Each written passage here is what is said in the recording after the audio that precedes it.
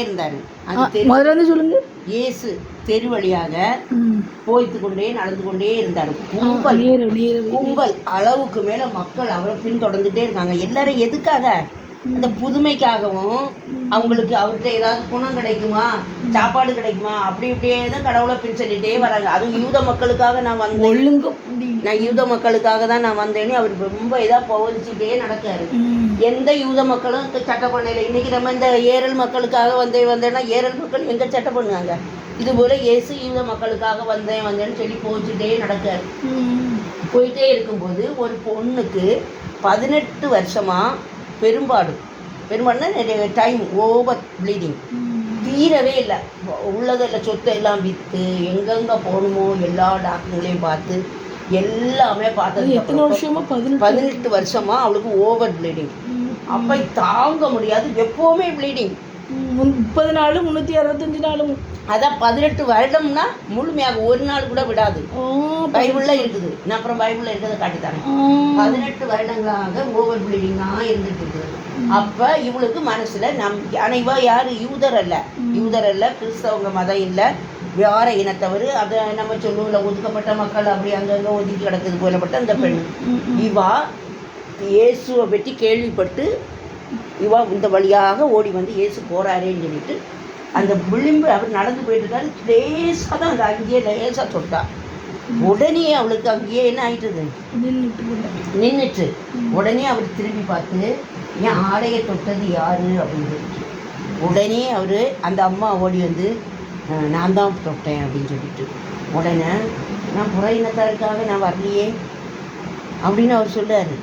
நான் வந்தது யூத மக்களுக்காக வந்து நீ என்ன அப்படின்னு சொல்லிட்டு உடனே அந்த இல்லை, இந்த ஒரு டேபிளில் எல்லாம் மேசையில் ஒரு புற இனத்தார் மேசையில் உட்காந்து சாப்பிட்டுட்டு இருப்பாங்க. கீழே ஒரு ரொட்டி துண்டோ ஏதாவது ஒன்று விழும், ஏதாவது விழும். அதில் இருந்து அந்த தூளையாவது எடுத்து நாய் சாப்பிடாதா? அது போல தாம்மா அப்பா அப்படின்னு சொல்லிட்டு இது ஒரு கனானியா பெண்ணு. அதுக்கு இடையில வந்து இயேசுகிட்ட கேட்காங்க. அந்த பெண்ணு அவங்களுக்கு மகள் இந்த நாளெல்லாம் வேதனையாக நோயினால் கஷ்டப்பட்டுட்டு கிடக்கா. அப்போ எனக்கு பிள்ளைக்கு குணம் கொடுங்க. அது அப்படி நான் உங்களுக்கெல்லாம் வரல, நான் யூத மக்களுக்கு தான் வந்தேன், உனக்கெல்லாம் செய்ய மாட்டேன், இப்போது நீ வேற என்ன இல்லை அப்படின்னு இயேசு சொல்லும்போது இல்லை எஜமான் சாப்பிட்டுட்டே இருக்கும்போது அது கீழே விழும்போது நாய் அந்த ரொட்டி துண்டை எடுத்து சாப்பிடாதா?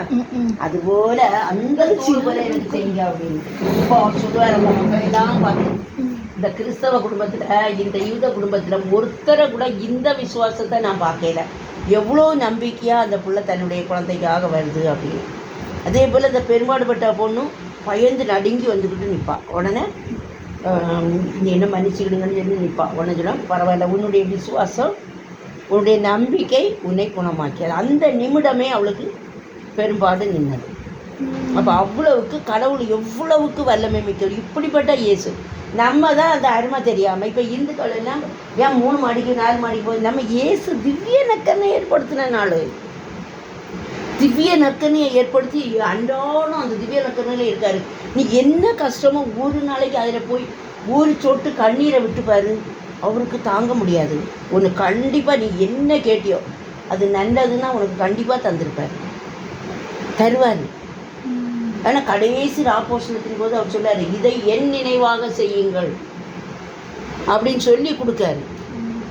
இதை யார் நல்ல மனதோட சாப்பிடுவாங்களோ அவங்க கடவுளுக்கு உயிர் வாழ வைப்பாங்க. அதை யூதாசு வாங்கினான், அவன் காட்டி கொடுத்தான் இயேசுவை, அவன் நல்லவனா இல்லை.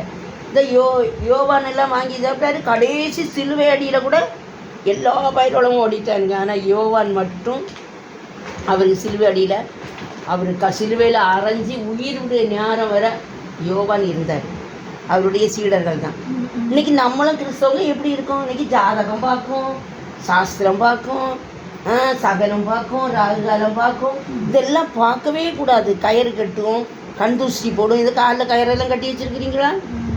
அப்படி பண்ணுவோம். என்னென்னவோ ஒன்றும் கடவுள் படைச்ச நாடு அப்படின்னு நம்ம பயன்படுத்தி கொள்ள வேண்டும். அதனால அன்றாடம் கடவுள் மேலே நம்பிக்கை வைத்து நீ பூசைக்கு வந்து பாரு. எங்கள் வீட்டில் அப்படிதாம்மா என்னை வளர்த்தாங்க. எங்கள் அப்பா சொல்லுவாங்க, நீங்கள் ஃபஸ்ட்டு எழும்பினது, நான் காலேஜுக்கு லேட்டாக பஸ்ஸு போயிடும் 7 மணிக்கு, பூசை முடிச்சு போயிட்டு தான் வரணும். நீங்கள் சாப்பிடலைனாலும் எனக்கு பரவாயில்லை. அம்மா அதனால 3 மணி 4 மணிகள் அப்படி எங்களை வளர்த்ததுனால 8 பிள்ளைகளுமே நல்ல நிலையில் கடவுள் வச்சார். கஷ்டங்கள் கொடுத்தாரு. நாங்கள் மொத்தம் என்னோட 8 பேர், ஒரு ஃபாதரும் ஒரு சிஸ்டரும். அடுத்து மற்றவங்க எல்லாம் பெரிய பேங்கில், ஒருத்தர் பேங்கில் இருந்தாங்க, ஒருத்தருக்கு ஹவுசிங் போர்டில் வேலை பார்த்தாங்க, ஒருத்தர் ஹையர் செகண்டரி ஸ்கூலில், ஒருத்தர் மிடில் ஸ்கூலில் வச்சமாக இருந்தாங்க. இப்படி ஒவ்வொருத்தரும் ஒவ்வொரு நிலையில் இருந்தாங்க. அது அதுபோல் கடவுளுக்கு நன்றி. ஜெபிங்க.